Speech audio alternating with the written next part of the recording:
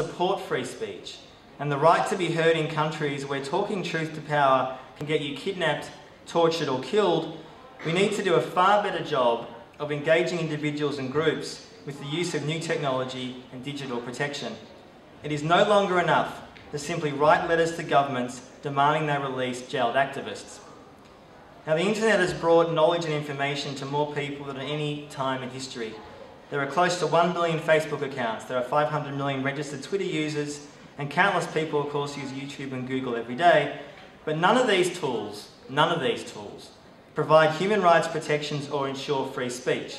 They merely give officials more opportunities to monitor and document a user's online footprint, although they do indeed allow activists much easier access to friends and colleagues around the world, and using online proxies to communicate and surf freely are essential these days, in my view, in both repressive and so-called democratic states.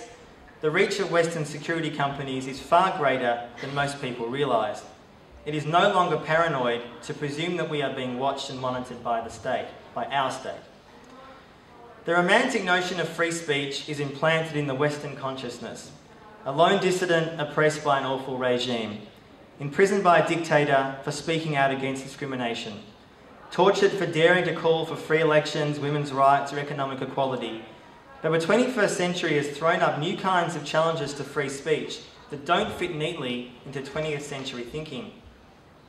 We have never been more threatened by the surveillance state's reach, a desire for complete spectrum dominance, which is a US military term for control over every single aspect of our lives, of our thoughts and conversations.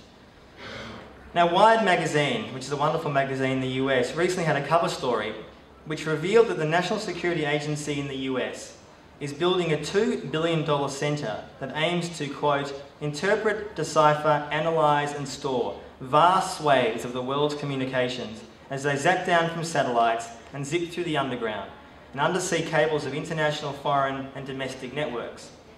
Flowing through its servers and routers and stored in near bottomless databases will be all forms of communication, including the complete contents in private emails, cell, phone calls and Google searches, as well as all sorts of personal data trails, parking receipts, travel itineraries, bookstore purchases and other digital so-called pocket litter, end quote. The threat to freedom of speech globally isn't just in the obvious places, Afghanistan, Iraq, Mexico or China, but in our own backyard, instituted by our own democratically elected leaders. We have been warned. Thank you.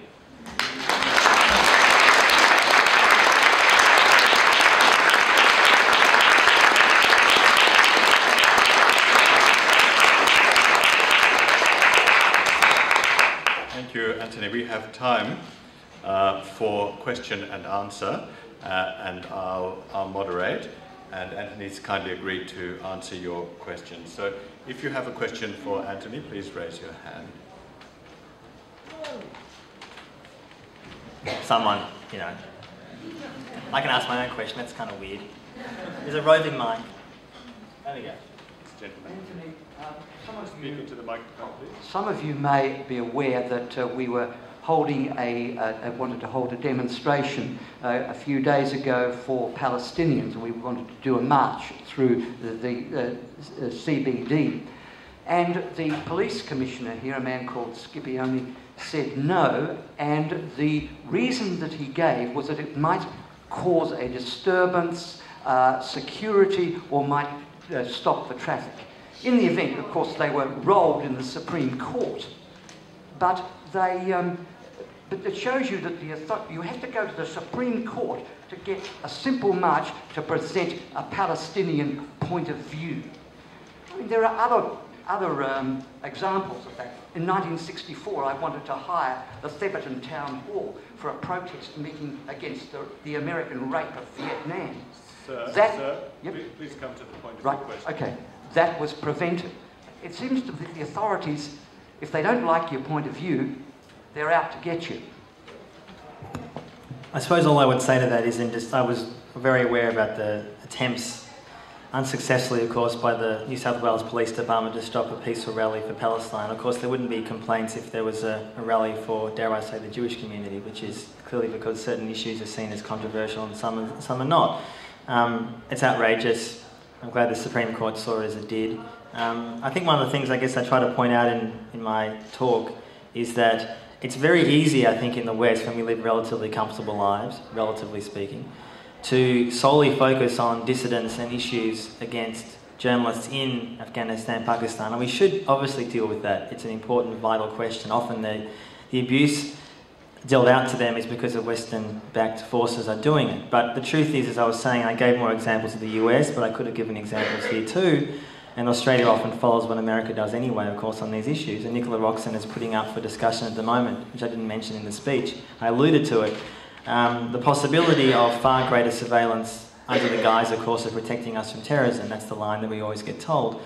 And my view about these issues is always that never trust the government to say they're only looking for what they say they're looking for. And the history of that is so clear.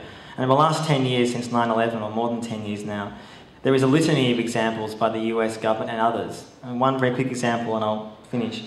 Warrantless wiretapping was happening soon after 9/11, which was implemented by the Bush administration alongside US leading telecommunications company. It was done totally illegally. In other words, the US government went to AT&T and others and said, we'd like to, no, we don't want to, we will, with your assistance, wiretap people without a warrant. The communication companies are more than happy to help out. And there has been no even discussion when Obama came in 2009 to prosecute those people. One of the things, I guess, for me, the inspiration for this speech, apart from, of course, being asked by Penn, was a lot of the work that, for those of you who don't know, Glenn Greenwald does on Salon. He's one of the best writers, in my view, around at the moment, best commentators. He's writing his last book, which came out recently, talks about how in the US, and this could be equally applicable here, there is no moves by any establishment to prosecute people for war crimes. It doesn't happen. You might have lower figures who are prosecuted. That happens. There is no serious discussion about that. And that's partly because, and Greenwald talks about this, is that the policy from Obama from day one was, we're looking forward, not looking back, we're looking forward. But the result of that ideology, of course, is very clear, that A, people who committed crimes post 9/11 and, dare I say, before, are protected. And it's made worse by the fact that many of the individuals who do that are given credibility by our corporate press that publishes them to hear their wonderful opinions about the war in Afghanistan, Iraq, or whatever. So it's not surprising to see routinely in the American press, and indeed in our generally lame media, that individuals who have been accused of serious crimes are given a platform to sprout about how we should either bomb Iran, or we should maybe talk about, I mean, think about it, enhanced interrogation techniques. This is a term that didn't exist a long time ago. It's torture. Let's be frank about it. And the fact that a lot of people, including left-wing liberals, use that term themselves. The New York Times, until recently, I'll finish on this, the New York Times until recently would not call torture committed by America as torture. If other countries did it, it's torture. If we do it, it's not torture. And that sort of abuse of language, I think, has to be challenged. Yes, Anthony, I'd like to know your thoughts on the Arab Spring. Information is coming to light that it's actually being orchestrated by the US, Israel and Saudi Arabia. And most of the killings, instead of being committed by indigenous, are actually being committed by insurgents and foreign-funded mercenaries. In the case of Libya, once they took power, they replaced the Shia government with a Sunni government, which will just create a hell of a lot more trouble, and peace will be a long shot away. Do you think it's being orchestrated, or what are your thoughts on it? There's no doubt that many of the so-called coloured revolutions, which have been in many countries, have been, if not certainly directed by the US, and the evidence of this has come out over the years, has been assisted by the US. I mean, a lot of the revolutions that happened in, say, Ukraine, this is a number of years ago now, and other places. There was a fascinating documentary about this, that many of the people who were involved in the Egyptian revolution back in last year were getting training often through US-backed organisations to how to overthrow a dictator. So it's almost this weird dichotomy. On the one hand, Egypt is the second highest recipient of US aid every year. So the government is happy to support Mubarak in his torturing ways. On the other hand, you do have areas of the US government, weirdly, who actually also are funding, in a smaller way, groups that might want to assist in the overthrow of a government. So the US government is schizophrenic at best. I don't subscribe, and I haven't read any evidence to suggest that all the revolutions were directed by the US. Having said that, there's no doubt in many of the countries that I've been to that have had revolutions are in the middle of still having them. And one would have to say that all the revolutions are still works in progress. I mean, these things are so far from resolved. Egypt is in a difficult situation. Libya is, Syria is in a quasi-civil war. That there is and there was profound hatred of the regimes, generally. And there was an interesting poll that came out this week of Egyptians asked what their views about the current situation, the US, Obama.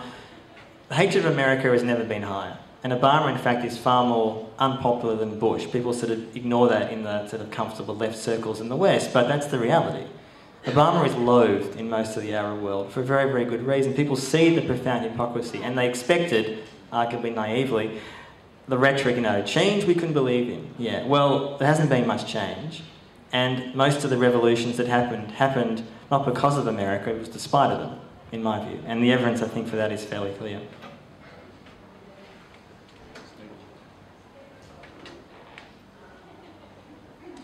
Hi, Antony.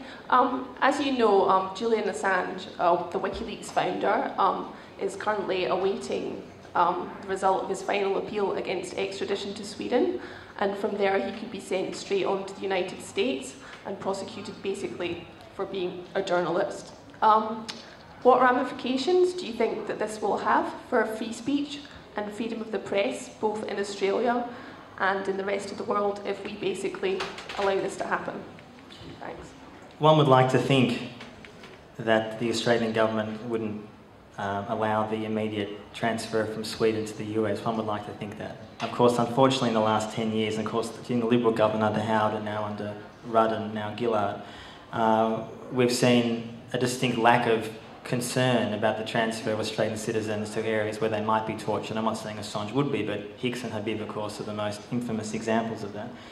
I think one of the real sad realities about the Assange and WikiLeaks case, and I've been writing about this issue for years and am a strong but critical supporter of what WikiLeaks stands for. I think they are certainly, I would say fairly uncontroversially, one of the most important developments in journalism in my lifetime. I think that's fairly uncontroversial. It's more, WikiLeaks could shut down tomorrow. Assange could be silenced forever tomorrow. And even if that was the case, the idea is now out. And although there's no doubt, because of the increasing use of the surveillance state to try and stop the Bradley Mannings, assuming he leaked it, or other people from doing that kind of thing, the hope is that people get inspired by what they've seen there. I think that the real message of the Assange case at the moment is that we have an Australian government that is almost proudly not providing appropriate support. And I think that is shameful. I agree with that. And I think, I just saw a poll, in fact, today, saying that potentially if Assange runs for the Senate, he may have a good chance of winning. So there is, like on so many issues, a profound disconnect between the media and political elites and the individuals on the ground. This is a range across issues. I mean, WikiLeaks has been on poll after poll after poll in Australia for years. Very popular. People like what WikiLeaks is doing. The importance of releasing information that embarrasses people and embarrasses governments should be happening. I mean, to me, the role of a journalist is to embarrass power. That's what journalism should be about. It's mostly not, but that's what it should be. And I think Assange, with all the issues and complications that case has brought, both in his personal life and in the journalistic area, I think he's given journalism and media, if they want to listen, a big gift. And Australia, if we were sensible, our government, some often we're not, we'd be celebrating him rather than criticising him. I don't say this finally, though, that everyone, though, I don't think anyone should be beyond having a day in court about something. No one is above the law, and in this particular case, without having any desire to go into the issue with the sexual assault allegations, they're complicated. I'll leave it at that. Yes, gentleman there, and then I promise somebody from that side. Antony, if, as you say, the media in Australia or the press in Australia is lame, and they don't give us a full spectrum of coverage of ideas and voices, there are lines that people won't cross, aren't going to cross, or don't care to cross. Is that because they self-censor, or is it because there's propaganda for a particular worldview? And why is that happening today? The short answer to that is that it's a complicated picture. It's one of the things actually that we deal with in the book Left Turn that's just come out about some of the media problems. I think it depends on the issue. If it is, for example, to do with Israel-Palestine as one simple example, I've spoken to a number of journalists over the years, editors from most news organisations. There is a profound disconnect between what they're publishing and what they're saying and often what they think. Now, yes, journalism is not opinion. There should be a separation. I respect and understand that. But the point is that often people do self-censor. I know because they tell me and they say it almost, they're ashamed to do that because of the power of the Israel lobby or because of the reality of the situation or whatever it may be. There's often a profound disconnect with me, journalists you speak to, even including when I was in Afghanistan and Pakistan, Australians and others. You have a conversation with someone one night about what's happened that day, what they're going to report, what they've seen that day. Their report the next day is unrecognisable. Now, is that because, and I guess it's a case-by-case basis, are editors back in Sydney or elsewhere, massively changing it? Possibly yes, but I think unlikely. The reality, I think, is in so many questions when it comes, I think, to the use and abuse of US power, particularly torture, issues like that, rendition, the use and abuse of language that enhanced interrogation techniques now is what we call torture, that I think in a lot of cases there is a inability and a unwillingness on part of all the mainstream media, in my view, to hold people to account. I mean, there's so many examples of that, and we talk about that in the book, that on a range of questions post 9/11, no one, even the idea of suggesting that individuals who were directly involved in the rendition of David Hicks or Mamdouh Habib should be charged, I mean, it's unheard of. You don't even hear it. It's unimaginable anyone even sort of say that, whether it's Howard or whoever it may be, it should be obviously, it's not even talked about. There's elite immunity, and that's, to me, supported by the mainstream press. One of the things, just finally, is that, and I've said this for a long time, is that there is and Australia's not unique in this at all, a very unhealthy collusion and over-comfortable relationship between the corporate press and power. That's how both of them want it. That the melding of different worlds is not as it should be, which is a healthy distance. I'm not saying all the journalists, of course, but many. And that's, I think, why the result is two reasons. One, the respect that the general public has for the media could not be lower. I mean, that's been the case for years and years and years, which in my view is well deserved. And secondly, there is a sense that, and this even came out last night at a session at the Writers' Festival, most of them have no idea why they're so disliked. They have no idea. No idea. And they have no idea because they talk to each other. And, they're lovely people. I'm not saying they're bad people, but my point is that they speak to each other about a world that's very insular. And, I mean, in my view, if I had a choice, the Canberra Press Gallery should be abolished tomorrow. I mean, most of it's not journalism anymore. One of the things in terms of what the issue here is, majority of journalism has become sanctioned leaks. There obviously are investigative journalists doing very fine work, of course there are, in all news outlets, ABC, Fairfax, News, all of them. But the truth is that most of the journalism, if you call it that, or stuff we read, is a leak that's been given by a range of people in power. The Australian does this particularly badly, but other publications do as well. And that to me is an unhealthy state of affairs, and I wish more journalists called them out on it, but they're happy with that cosy arrangement, not realising that that kind of incestuousness actually is increasingly making the average public dislike journalists even more, which I said I think is well deserved. Yeah. If we have time for one more